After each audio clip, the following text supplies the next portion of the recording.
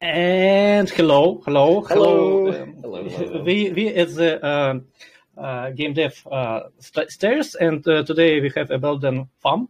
Sorry, I pronounced correctly. Yep, this is Okay, perfect. wonderful, wonderful. I always forget to ask.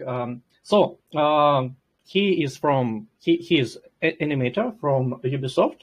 So just introduce yourself. It will be better than Yeah, than no, I can absolutely. possibly do it. Yeah, Yeah. yeah. My name is Belden. I am a gameplay animator at Ubisoft Montreal. And previously, I worked in the TV industry. I worked in indie as a 3D modeler primarily. Just a lot of modeling, texturing, tiny amounts of rigging.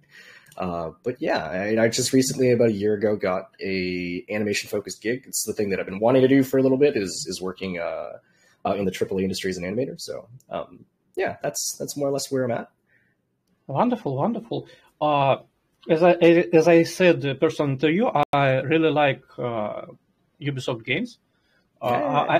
I like even the towers in the Ubisoft games. Like I like this idea You that like the I need to. synchronization towers? Yeah. Yeah, I like this synchronization idea in Assassin's Creed, Far Cry, etc. games. Like, yeah, why not? It's wonderful. Yeah, Like you do you get to enjoy the map. Yeah. yeah, you climb up and you get the view and you get some information. It's wonderful. It's a good connection of visual and gameplay.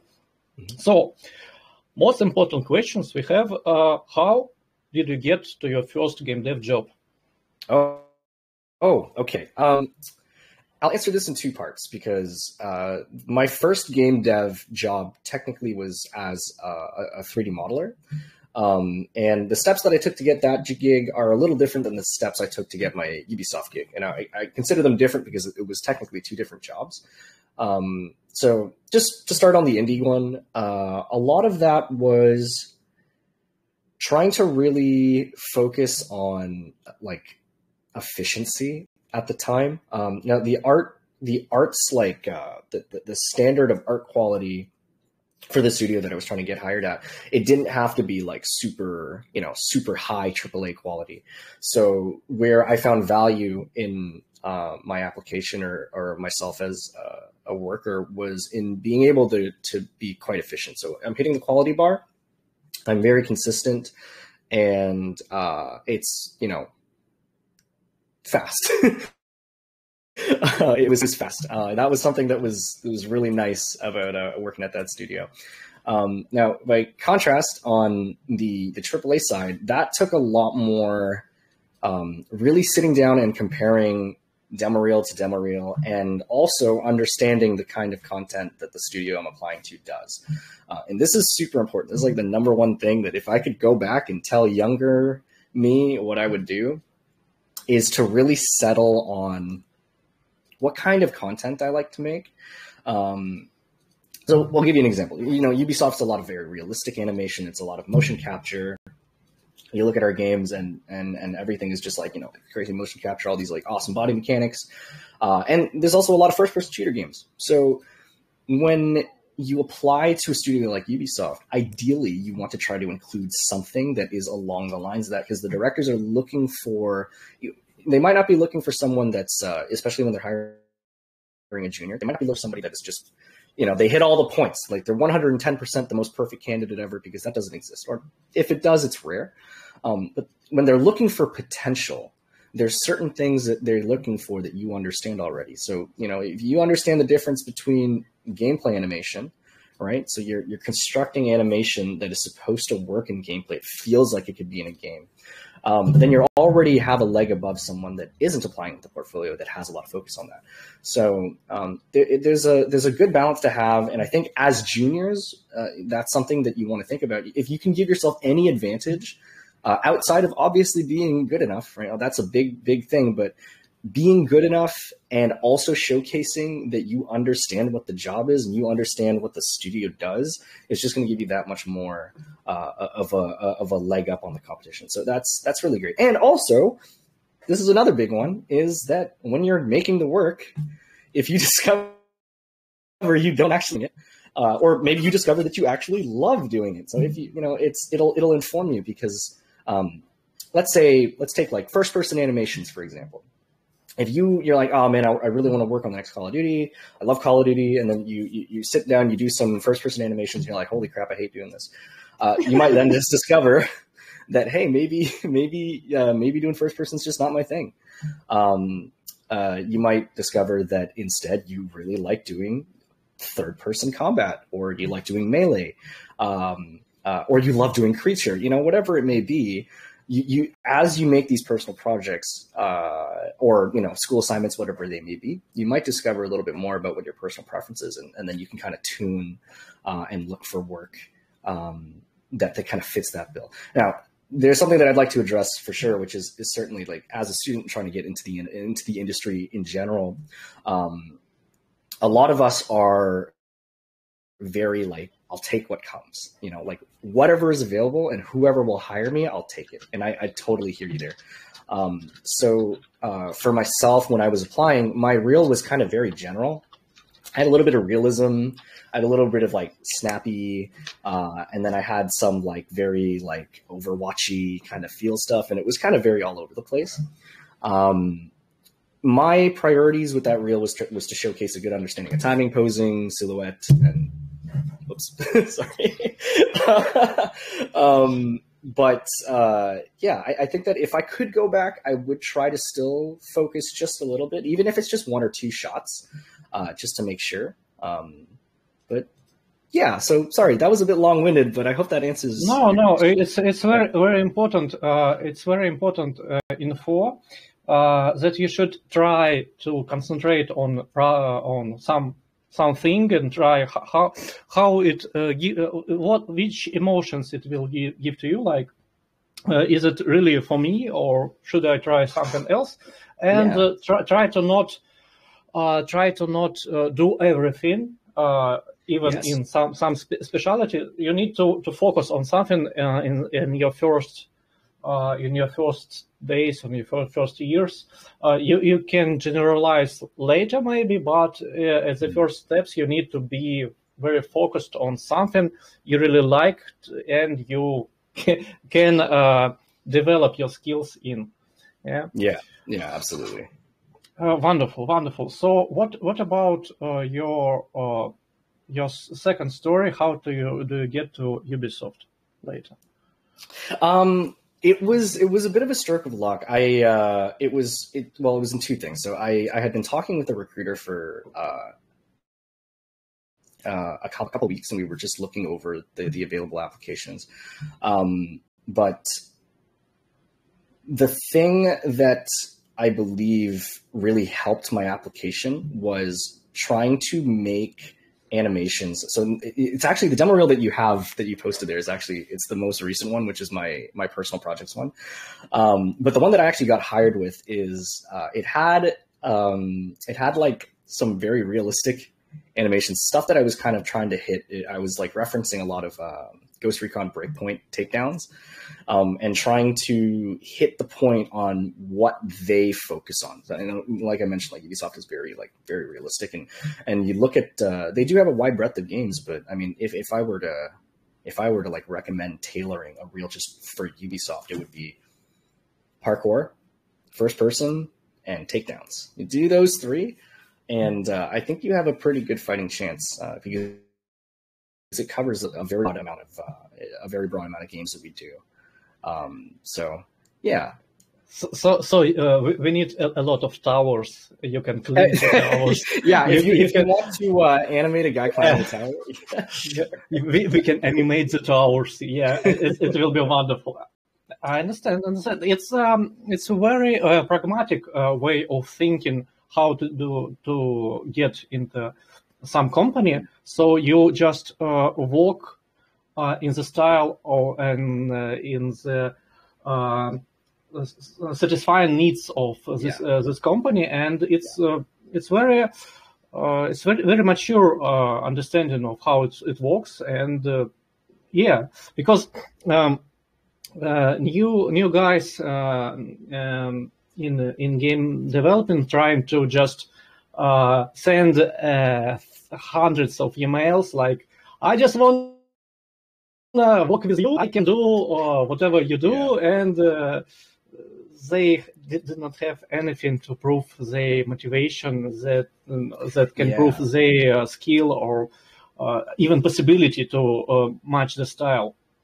Absolutely, and hey, you know what? Like, honestly, I have some friends that they send their reel to like a million studios, and that's actually like completely valid way of trying to land a job, especially if you don't have a preference. So I talked a lot about like preferential and tailoring your reel, but if you actually don't know, because that's absolutely a thing that could happen, you might not be too sure. Maybe you're like, I like animating, or I like modeling, but I don't really know if I like modeling characters more, or I like modeling weapons, or I like animating characters, or I like animating creatures, or I like doing. If you don't really know, you're like, I'd just be happy with anything.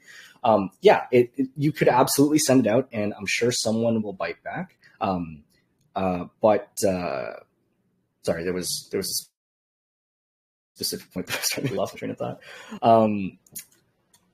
Oh goodness. So you're trying to say that it will work too, but if not just targeting your way. No, it's just I just give a lucky shot. It can hit something or not, maybe. So yes. Sorry, I didn't mean to cut you off. No. It's rather that you do not plan your path, rather than just give the university to the opportunity to give you some way. No, for sure. So the thing that I wanted to actually mention, because you talked about it previously, but it is the applying for a million things. So you can apply for. I would certainly recommend that you apply for a breadth of studios if you don't know, but at the same time, it's kind of like if the reel isn't tailored, and it's, like, for example, okay, if you have a whole gameplay animation reel and you go and you apply to like a VFX studio, you don't have anything that showcases like strong realistic body mechanics or acting skills, it's very unlikely that you'll get the job, even if the animation's good. It just, because you have to show them that you can do the work. That's kind of like the big underlying thing, is like, you want to showcase that you can do the work. And then there's a few ways that you can show how you can do the work. So tailoring your reel is a great way to do it. The thing that I would recommend against is applying for like multiple different roles within the same company. So if you're first starting out, and let's say you're just graduating school and you have a broad set of skills. Maybe you know a little bit of modeling, a little bit of Photoshop, a little bit of animation. And so you apply for an illustrator position, an environment artist position, and you apply for an animator position. Please don't do that. Please don't do that. You definitely want to settle and pick. And hey, here's the cool thing. Let's say you land a job and it's maybe not the one that you wanted, or you want to do something else, for example. That's okay. You can absolutely branch out and try something else. That's basically what I did. I thought I loved modeling, and I did about 3.5 years of it. And eventually it kind of fizzled out for me. And I realized I really liked animation. And so it was a stroke of luck the year, and I got to apply for animation at around October-ish of last year. So I totally recommend that if you're looking for a job in the industry, you should settle on like one thing that you're like, I know I could probably do this for a job. And if you decide later that you want to change what that is, that's fine. You're going to have to go through the whole process again. And it might be a little scary, especially if you spent some time in the industry as that role, and maybe you've gotten some raises. It might not always translate over, but it's very worth to single focus on one thing when you're applying. And also do some research on the jobs that are out there, because you never know. There's a million different jobs. There's different kinds of animators. We all have like different roles. It's super cool. I think there's a lot more work than people might assume, just in terms of roles. And that could be for, TV, games, VFX, whatever it may be. There might be something that you're like, wow, oh, holy crap, I didn't even realize this was a job. And I really like doing this. There you go. Yeah, there's new roles, new specialty every day. Like in this year we got new specialty. It's called prompt artists. So people who create some lines Yes. for artificial intelligence, neural shit and such stuff. So we get a new position, and there is already some new courses how to get what you need for such neural thing. Absolutely. You know, as technology kind of evolves, new roles will definitely appear as well. It's actually very cool to watch how tech moves and how it changes over the course of just even the last 10 years. Yeah. Cool. So let's move on. We are talking a lot about getting into game development. Do you have any unorthodox stories of people getting into game dev rather than free market or by the recommendation or etc.? Like he just walking through the street and he just stumble upon the HR and sparkles. He hired like something like that. Unorthodox hiring. Oh man, I'm not really sure. Let me think. I don't actually think I do. Most of the people that I know that have gotten work in the industry, it was through official channels, or just like I should say, like just the more common ways of hiring. Yeah, I'm not really sure. I don't think so. Okay, it's okay. So let's talk about your specialty, about your profession. Yes, what absolutely. Exactly does a gameplay animator do? Well, so I'll talk a bit about my current role, and I think at its core, at its like core definition, the gameplay animator works on gameplay systems. So it could be anything ranging from. So I did a lot of NPC work on my previous project, and the current project that I'm on. It's a lot of like melee player focused combat, you know, just like a lot of everything that relates to a player. And there's going to be traversal as well, like how they move, how they fight. Will there be executions? Like, you know, whatever it may be, that's kind of my role. But everything that we do is focused and circles around gameplay. So that's, I think, at a good overview of what we do. So it mostly this which application programs do you use? Is it only 3D or do you need some 2D two-dimensional skills also for such job? I don't think that 2D is necessary, but I definitely think there's nothing wrong with having like I wouldn't put it in your official like demo reel, but like if it's something that you practice, like if you're proficient in 2D animation, there's no way that doesn't help, right? Like any additional skill sets that you can kind of compound on yourself, it helps a lot. But at the end of the day, the portfolio that you want to submit has got to be, I should say for most video game companies, it's more or less got to be 3D. But there are opportunities for 2D animators as well, or like 2D artists. There's a ton.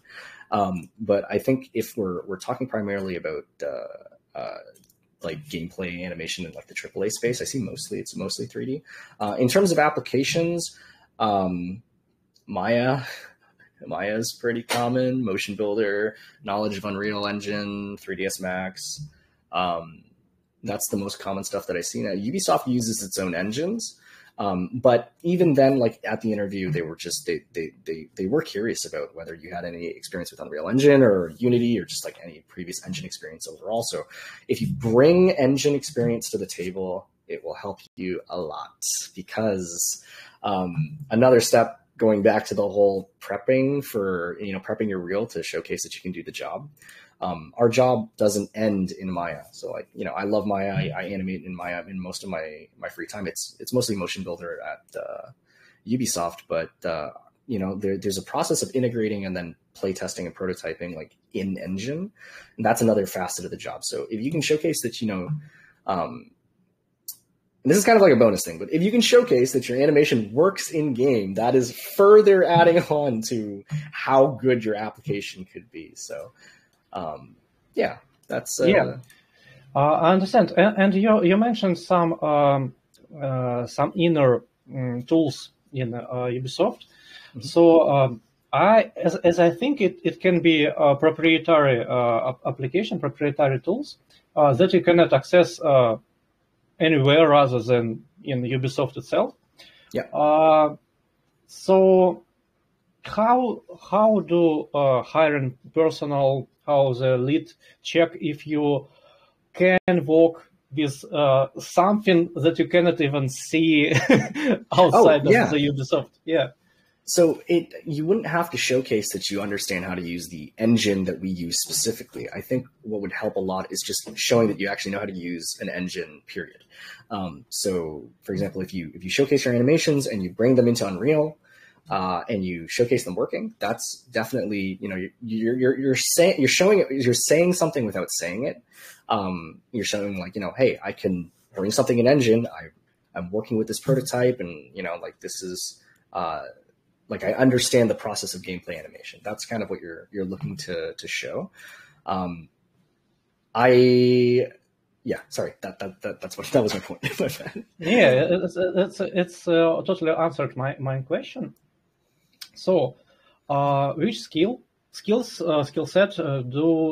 gameplay animator need in your position in this Ubisoft or other AAA games? I think, sorry, I'm thinking of the best way to answer this question, but I think if we were to look at just a general overview of like the animation skills that you would need, I would say a strong understanding of timing, good posing, and just a good understanding of like how it should look in game, right? Like it's gameplay animation is a little different than like just if I were to animate a sword swing, for example. Okay, so if we use a sword swing as just like a baseline, and I'm thinking, the sword's kind of heavy, and there's going to be this like big wind up, and he's going to come down, he's going to hit the person, and there's going to be like this big overlap, and then he's going to come all the way back and come back to idle. And on one hand, that's, hey, you know what, 2 thumbs up. That's I'm sure it looks great, but when it works in gameplay, when you pull the trigger, you hit the button, and you have this huge wind up. I don't know if you guys have ever played Dark Souls, but Dark Souls has like these huge wind up. I know it works great for the game. It does. But if you're, to play a faster paced game, having these like massive wind ups, even if they make sense for the animation, it's not responsive. And you want to think about stuff like that. That's like something like being able to pay attention to how that would work in game would be a huge bonus. So you telling me about some response, emotional and not tactical, but how it feels to play such animation. Yeah. Okay, it's interesting. Interesting way of saying that. So let's talk about one of the highlighted game in your LinkedIn. What can you tell about your working on Skull and Bones? Oh yeah, no, I worked on the Kingpin NPCs, and the one that was showcased was he's the head of Saint Anne, but they're essentially mission givers, and they have lore and missions and a bit of a story to them. So when you go up to talk to them, if you've ever played any games with like a dialogue wheel, it's kind of something like that. And what we did was we worked with camera a lot and trying to create a little bit more of a cinematic feel. And like going back to the dialogue wheel thing, a lot of games where, you go up, you talk to the NPC, you have dialogue wheel, and you talk, and they converse, they have all these animations. We wanted to try to do something that was just a little bit more cinematic. So as you speak, then the camera's going to move. They're going to, move around the space, they'll talk, and they have all these like expressions and all these facial reactions. So that's essentially what I was doing there, was just working on those NPCs and those dialogue interactions. We have a lot of dialogue scenes, a lot of dialogue. No, it's very interesting, and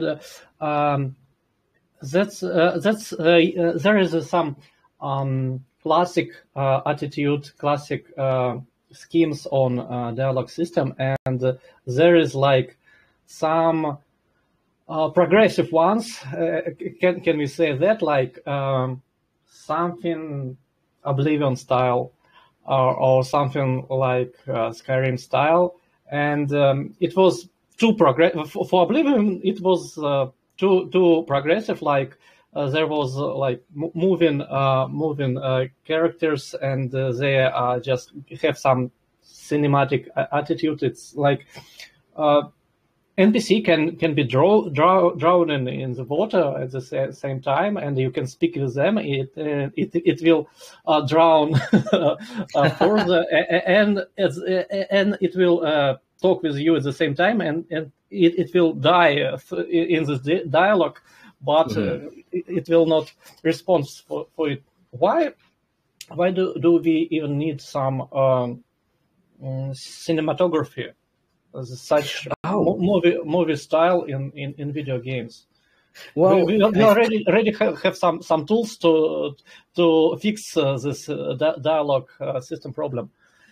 Oh, well, I think for what we were trying to achieve with Skull and Bones was that each dialogue sequence, while it was an in-game interaction, we wanted to bring it a little closer to like what a cutscene might look like.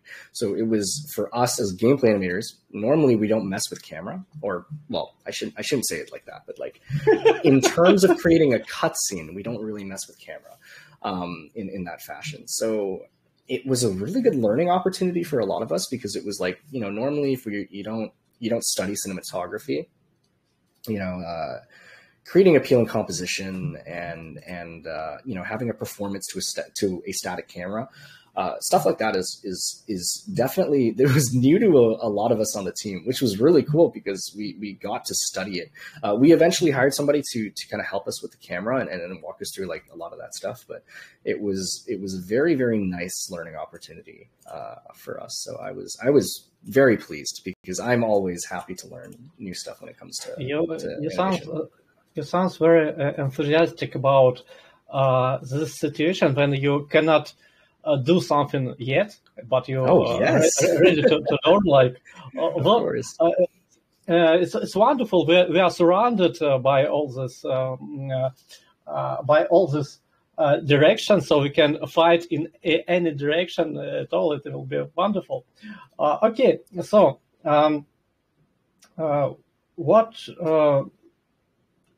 what can you tell us about Assassin's Creed? Did you touch this franchise? I am currently working on Assassin's Creed Invictus, and I believe the only information that we've released about it is that it is a multiplayer. So yes, I am touching the franchise like very recently. I just started on a project this week.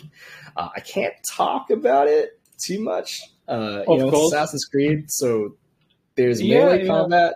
That like obviously. I think they have the Ubisoft have a lot of professional lawyers that can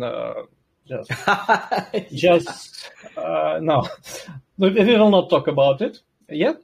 You touched this game, and when it will released, we will ask you again, and you will give us more answers. Okay. So let's talk about Ubisoft itself. Sure. What can you say about culture, work culture in Ubisoft? Are there any key values or maxims that are milestones of Ubisoft? I can talk a bit about the experience of the teams that I've been on, and sure. I think I've been pretty lucky. Everybody that I've worked with has been extremely friendly. They communicate really well. They're extremely supportive if you have any questions. My previous production manager was incredible. She's one of the most caring people I've ever met. And she's definitely a very good role model for what a leader should look like. And same thing with my team lead, you know, him. The first thing that he told us was like, "I am not here to be your boss. I am here at your service." And I was like, wow, you're great. And he really was. I mean, he was there to support all of us. And, you know, even when it was getting really busy, and I think I really appreciate that. But on the flip side, I've never had to work overtime. I should say the management so far with the projects that I've been on have been stellar. And there were times where the work was difficult or when we had to backtrack, and everybody was just really great to each other. So we got through a lot of the tougher areas, and you know, or we discover a new process to do something, or maybe we lose a bit of work, whatever it may be. And it was really good. It was just a really, really, really good experience. So I'm very, very happy with my experience with Ubisoft. Okay. So there is a question from our Padawans. From time to time, we see negative comments from Ubisoft employees about the company's bad work culture or toxic management. How is work for you? You said it. If everything good, or are there some problems yet to be fixed? What can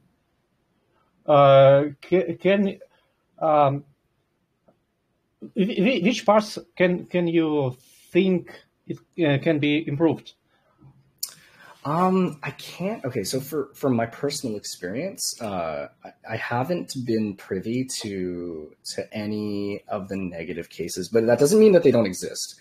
I should say that, like, for myself to bear witness to a negative experience, I haven't.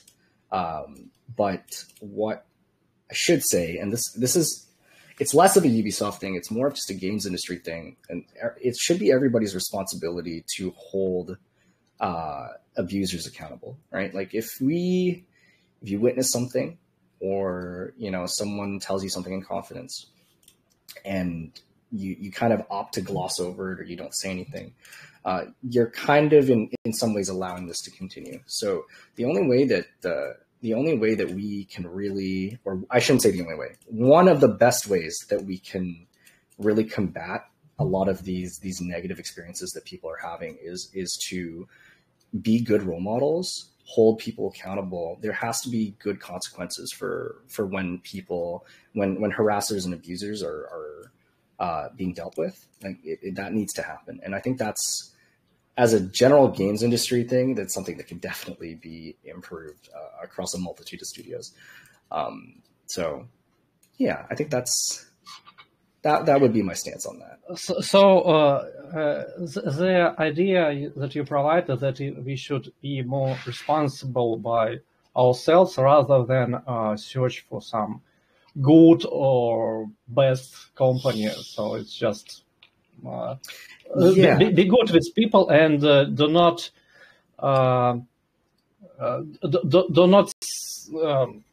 let bad things happen without some consequences. Yeah, well, and I mean, the dangerous thing too is that, like, sometimes there are these individuals that are seemingly untouchable, and that's really where things get really dangerous, where you get these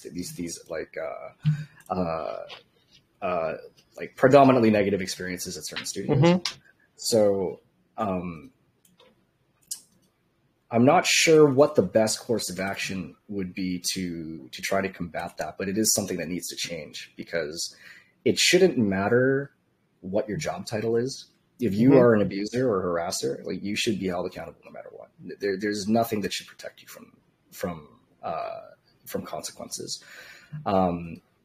And the reason that I bring up kind of like the thing that we can do as individuals is that when you're faced with a lot of legal red tape or a lot of like internal politics, it can be really, really difficult to like push against that. And some people are like, hell to the no, I'm gonna fight this, and that is the most respectable, commendable thing that I could ever see. The thing that I think, if you're looking for something that you can make a big impact on, and you feel like you can. I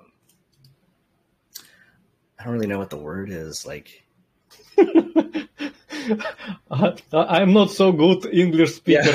Yeah. No, I'm so sorry. For it's you okay. to help. No. I think my personal opinion on that yes, we have heroes that can fight some injustice by ourselves, but you do not to be the hero to just get some help from other and get some help from the community and tell someone who have more experience rather than you and ask for help. And as a community, we can do much more than by ourselves solo. Yes, Yeah. so you should, if you have some injustice in your job or in game dev as a whole, you can just ask for help. We already seen some shit, and we have some tools to fix some of such things. I think some of the stress about asking for help is asking the right people for help. And we've seen some cases where certain companies they'll go to their internal support systems like provided by the company, and it's backfired on them because these support systems are there to seemingly protect the employees, but it doesn't always happen that way. Sometimes they end up protecting the abuser, and that's kind of going back to the whole big thing of like, it can be really, really dangerous sometimes, and especially if you've been a victim. There's always a danger that either A, somebody's not going to listen to you, or B, it's going to blow up in your face, and then either your abuser will walk free of consequence, and you might end up looking like the person that's making a big deal out of everything, which is never what you would ever want any victim to have to go through. So the thing that I really want to highlight as individuals, especially because you see this a lot too, where you have you have a lot of guys who will not respect when a woman kind of puts her foot down, but they'll respect other guys. So if you're in a position where you can be a positive influence, and again, like just really calling out bad behavior, if you notice somebody that is saying something or being rude or disrespectful, or for much worse than that, I think it is your responsibility to do and say something, right? It is your responsibility to do that. If you just let it slide and you just watch it and you're like, oh, well, that's just how he is. No, that doesn't slide, right? You cannot do that. I think the good answer for the problem, the issue you described, that you should get some help, seek some help, not only in your company, that can be some mixed with this the people who are responsible for such problem, and to ask some help from independent people that can help much more, because they are not paid from the one source, for example, and it will help a lot. Okay, wonderful. I really liked this the way of your thinking that you described a big trouble in such industry, and we have some answers already. It's wonderful. I'm very grateful for such. Yeah, likewise. Okay. We have some simpler questions from our students. Yeah. Can we return from them for them? Okay. What's your opinion on stop motion animation? Is it worth the time, or it's better to use faster ways or to animate the character? Ooh, okay. Stop motion animation. I think stop motion animators are the coolest. The coolest, most patient individuals ever. Masters of their craft. That is crazy. Okay, so I think that if you want to pursue a career in stop motion animation, it does exist. it's going to be harder to find kind of a niche position like that. And you're going to observe this kind of like a similar thing with like hand-drawn animation, like not just 2D, like hand-drawn animation. There are jobs available, and those jobs, some of them are really going to ask, they're looking for really, really high-profile artists, or I should say art skill, not artists, but art skill. It might be a little tougher to land the job just due to the volume of companies that are doing that sort of work is not as vast as the ones that are doing 3D, or, you know, at least in the games industry. So I'm never going to tell you that like learning a skill set, especially stop motion animation, is a detriment to your toolkit. If you're sold on doing stop motion, there is a market for it, and there are studios that do it. But be prepared that it might not be as easy as finding a gig that focuses on 3D, just because of the sheer volume of different studios that use 3D. That's basically it. You can do it even harder if you try some, I don't know, plasticine animation. Like, oh man, why not that? It's not hard enough. We can try a nightmare mode. Yeah.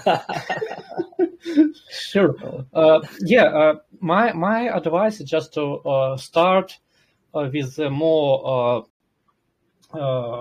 positions rather than to focus on very tiny part of the market, when you cannot just find your first job. There is a much more concurrency, and the less jobs you can get onto. Yeah. Let's move on. Do you know about any updates of Beyond Good and Evil 2? I have no updates. I'm so sorry. I even if I did, I don't think I would be able to talk about anything that has been made public. But yeah, I don't believe sorry, no, I don't believe. I know for a fact that Beyond Good and Evil 2 is not being developed at my studio, so I wouldn't have any information about that game, unfortunately. So you said there is a chance? Yeah. Okay. You said nothing. I understand. Yes. Sure. Please talk about your work at Disney. So it's a kingdom of candy with pretty princesses, or a predatory empire of evil.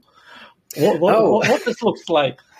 So, well, I didn't work at Disney. I worked at a studio that worked on worked with a variety of clients, and Disney just happened to be one of them. So I worked on the Mickey Mouse shorts, which was it's a very, very hilarious 2D animated show on Disney Plus. The animation in that show was amazing. But at that time I was a 3D artist, so I did a lot of the vehicles. Yeah, actually just my job in TV in general was kind of like working with a lot of 3D assets, making them look 2D so that they can be used in a 2D show. That is effectively what I did. Okay.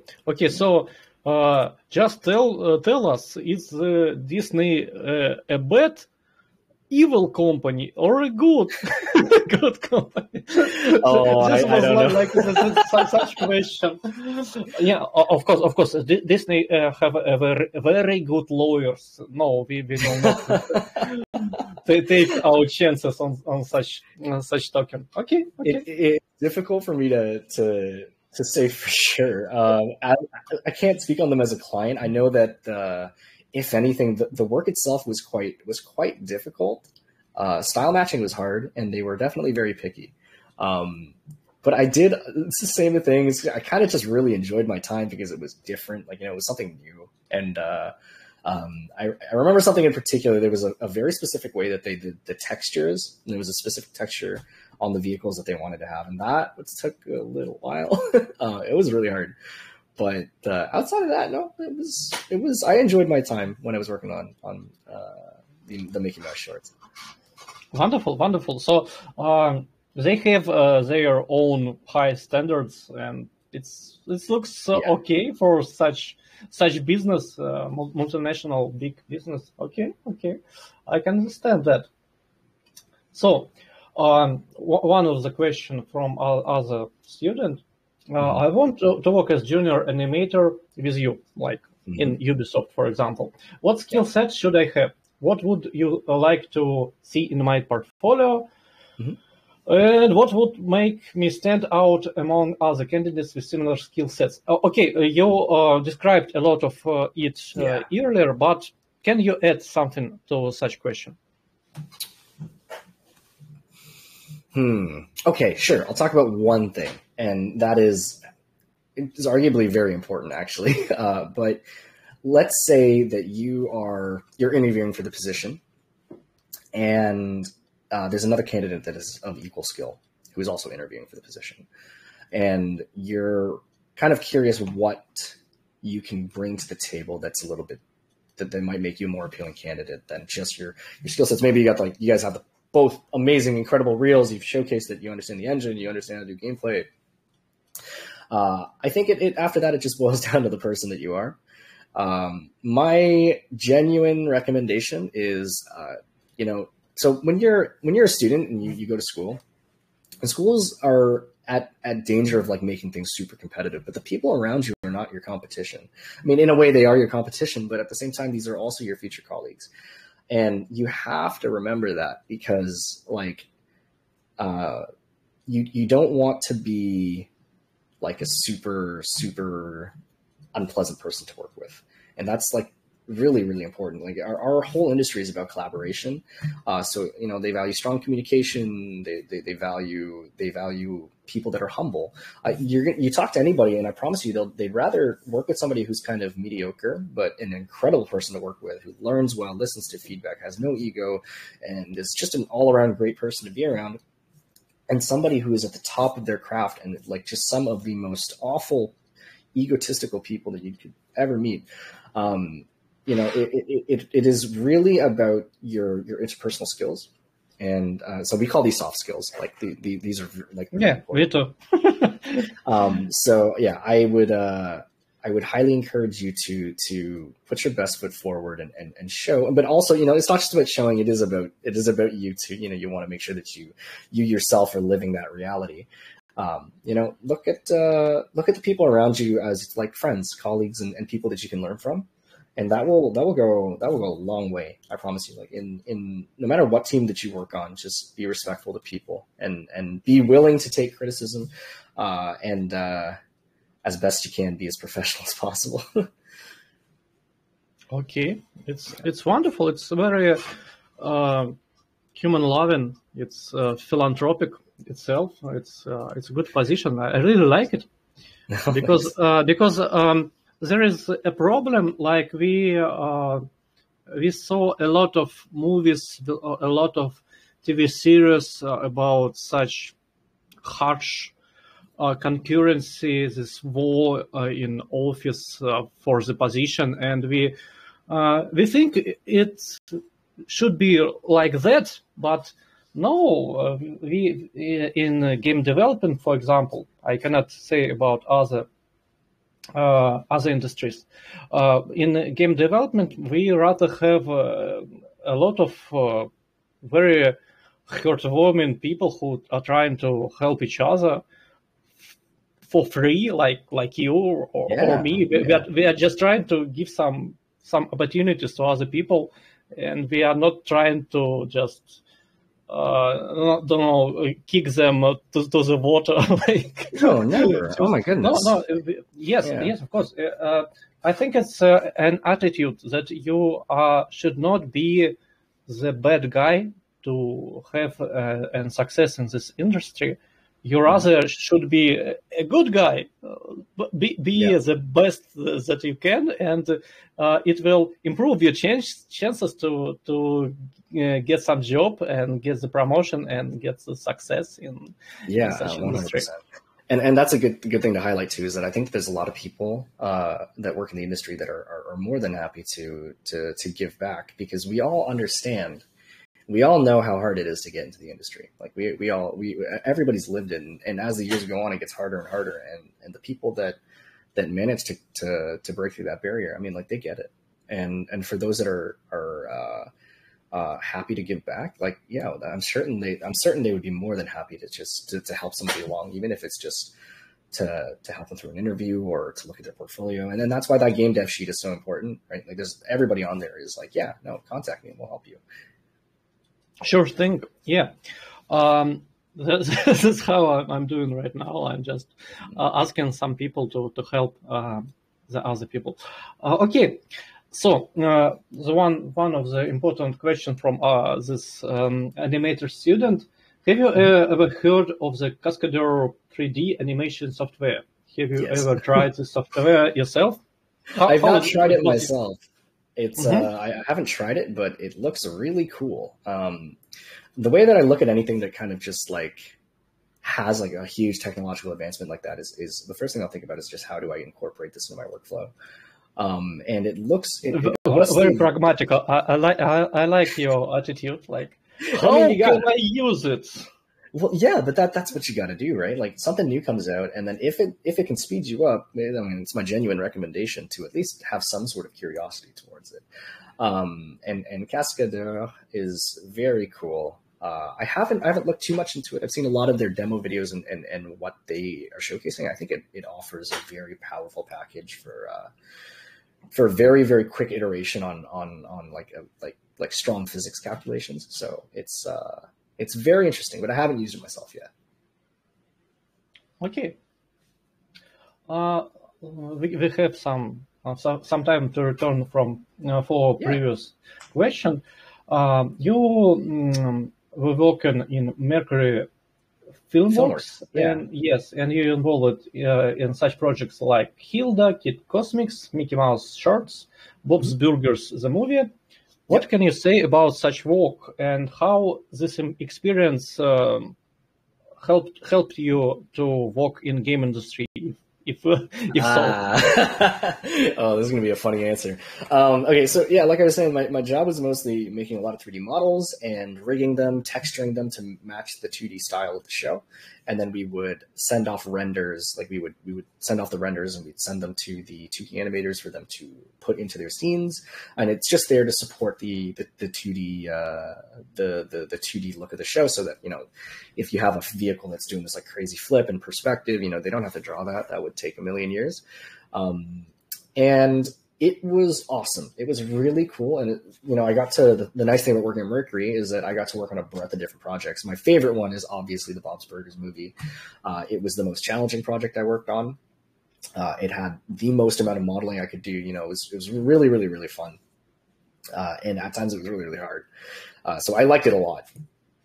The funny thing as to how this helped me get into game dev is that over time, I then realized that I actually didn't like modeling as much as I thought I did, but I did really like animating. Because I would go home, I'd work my like 8 hours, I'd go home and I'm like, man, I just want to animate. So then I would animate, I'd work on some personal projects, and then I realized I was like, I'm spending so much time on these personal projects. Why the hell did I just get an animation job? So that job helped me really realize what it is that I wanted, which is why I keep talking about how important that is. And that was like, yeah, no, I want to work in animation. And I told myself that the job that came after Mercury was going to be an animation job, and then lo and behold, it was. So, yeah. Wonderful. So it was a really long walk around, but yeah. Okay. I mean, I really enjoyed my time at Mercury. That's for sure. It just helped me realize a couple things. Sure thing. Yeah, I also worked 5 years as a software developer, as a coder, and I was burned out, and I moved to narrative design, and I'm happy. Yeah, there you go. See?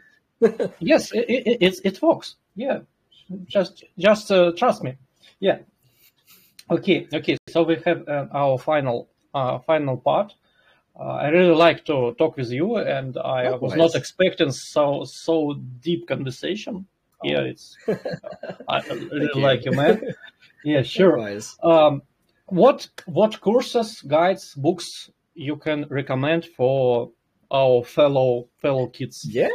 Okay, cool. So when it comes to animation, I mean, there's obviously the Animator Survival Kit. There is also The Illusion of Life. Those are the two, like, everybody's going to tell you those books are awesome.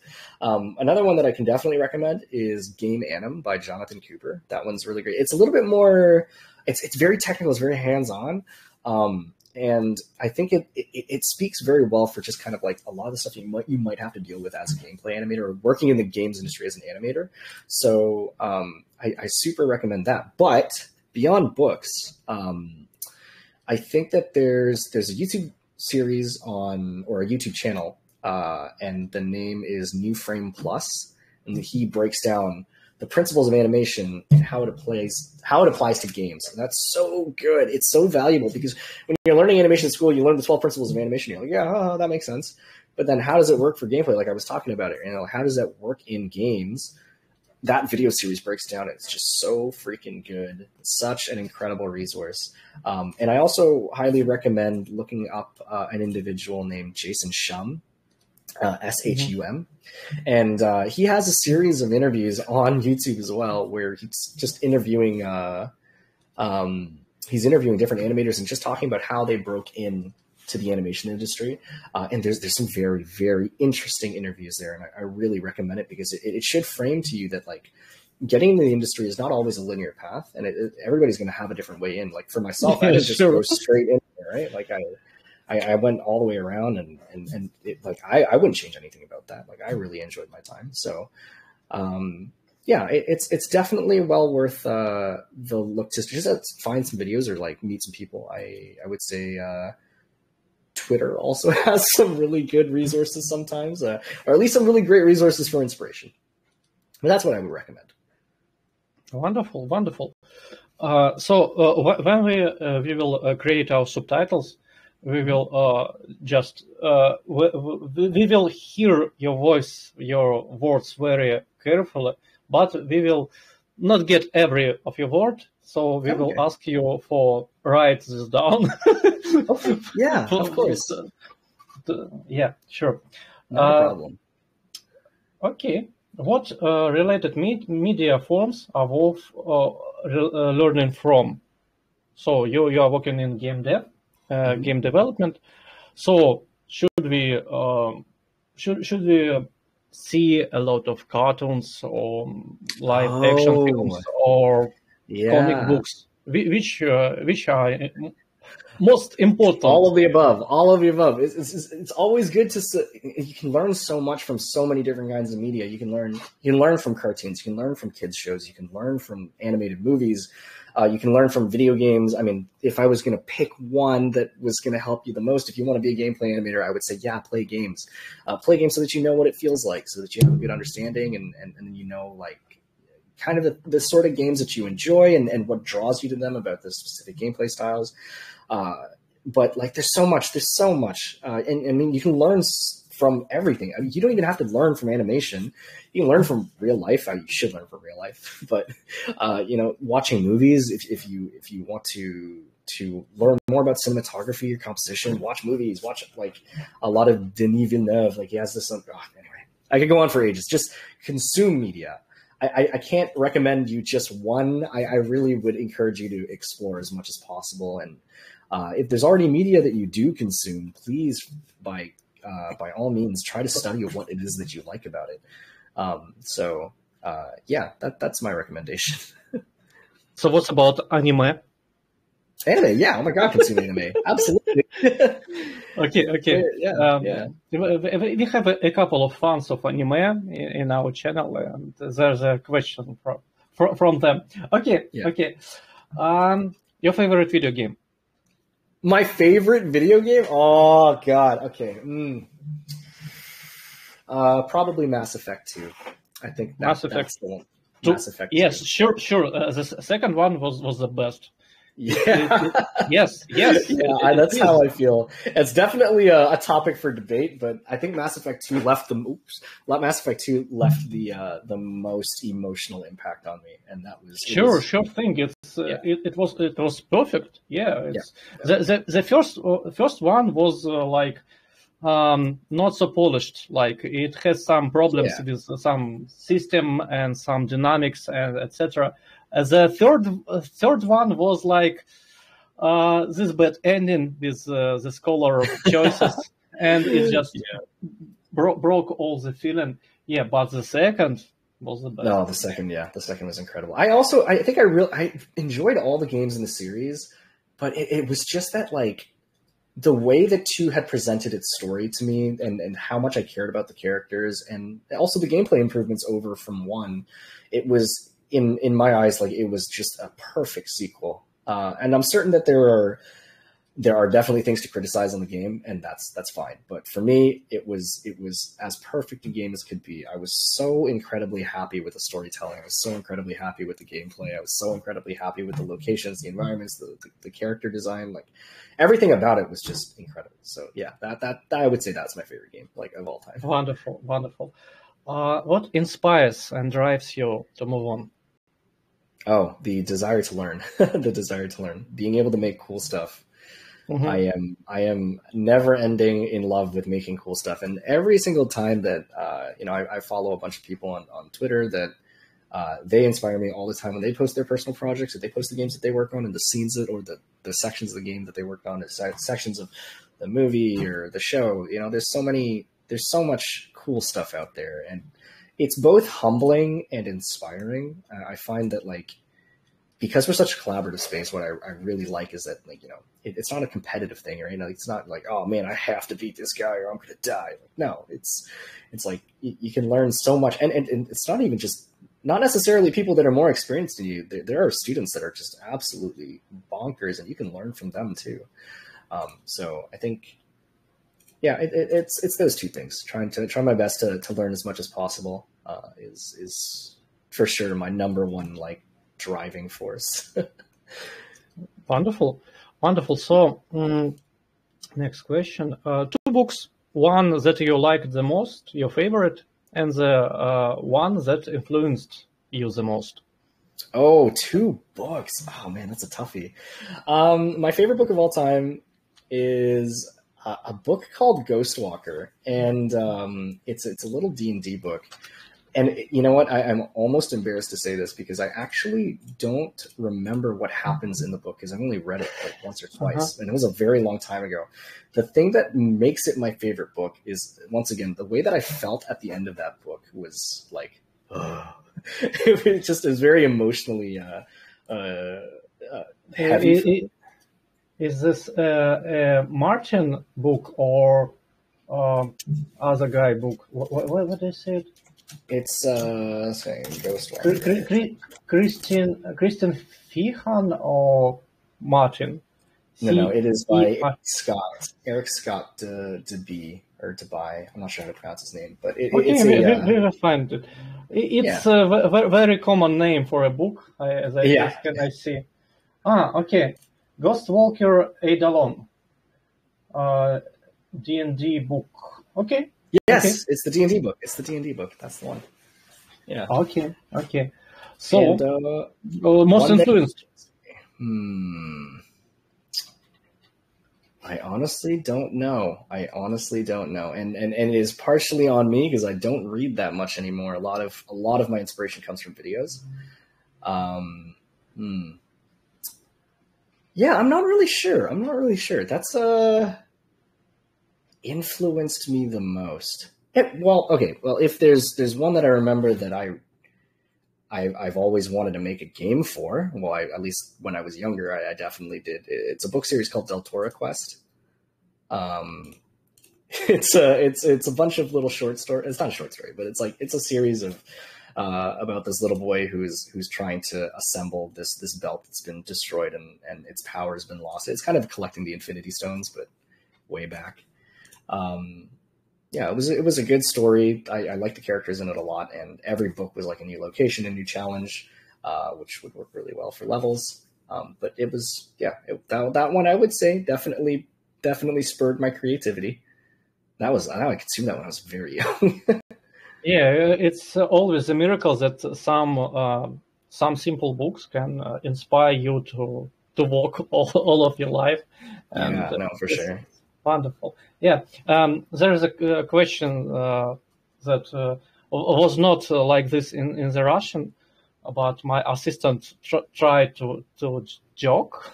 I think time slot for a shameless self-plug. Oh, a shameless self-plug. Yeah, I mean the best place to follow me is on Twitter. My Twitter is @calvlath. It's going to be a little weird to spell, but I'm sure we'll find a way to type it out in chat. Sure.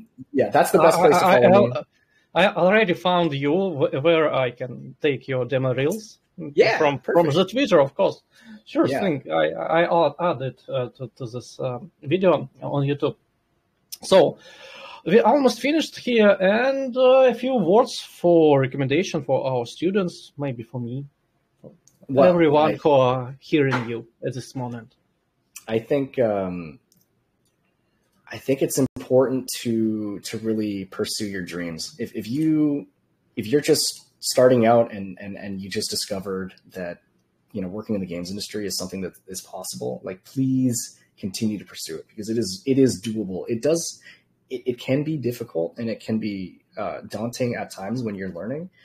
It is so worth it. It is so worth it. And I hope that when you do get your first job, that it's everything that you hope that it is, or at the very least that it makes you fall in love with the job more. You know, there's not every job that you work in this field is going to be the most glamorous thing or the thing that you love about it the most, but don't ever lose sight of the thing that you want. If you have the space and the bandwidth to continue to pursue it, then please do, because yeah, it's doable. Like, I still have a lot of ambition. I would consider myself, maybe not experienced, but I've definitely done stuff more than I did like 5 years ago. And there's a lot that there's a lot that I still would love to do, and I will continue to pursue them. So, please don't give up on your dreams. It's very, very possible. I like the way you describe it, like, follow your dreams, Asterix, if you can, please. Well, yeah, no, of course, because you know what, like, sometimes I don't know in everybody's individual situation, and something pops up, and it makes it quite difficult, if not, like, at times impossible. So I don't want to be, like, you know, insensitive to something like that. So if you've got the bandwidth for it, just please do. Yeah, absolutely, please do. Thank you, Belden. It was wonderful. It was heartwarming. It was very honest. I really liked this interview, and I really like that you are so open for help. And thank you, and thank you for all of our listeners here and on the YouTube. We will try to get to Gamedev as soon as possible. We will try to help the people to get the dream job, or maybe first job, when they understand that it's not their truly dream job, but they get some information like it was with you. Okay, so thank you very much, and see you. Thank you for having me. Yeah, take care. Bye.